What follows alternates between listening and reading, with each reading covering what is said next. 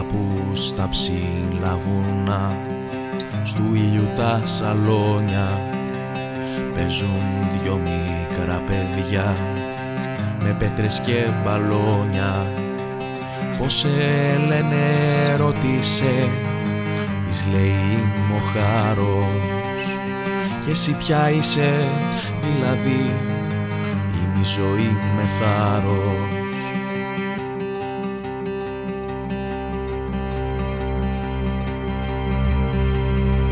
Σκάει τότε μόνο μιας το κόκκινο μπαλόνι, αυτή γυρίζει το πλευρό και άλλα δύο φουσκώνει.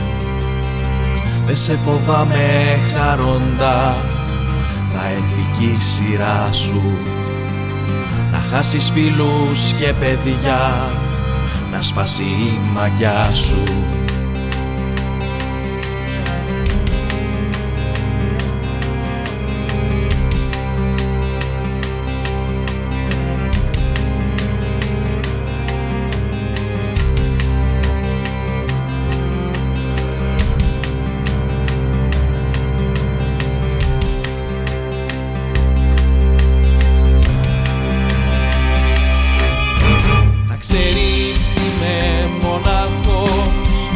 Συντροφιά σκοτώνει, το παιχνίδι τελειώσε, καιρός να παίξεις μόνη.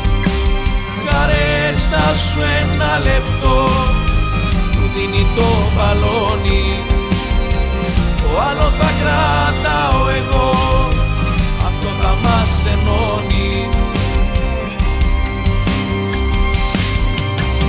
Τότε μείνανε μαζί και δεν μπορούνε χώρια, όσοι αγάπησαν τη ζωή στο χάρο κρύβουν λόγια.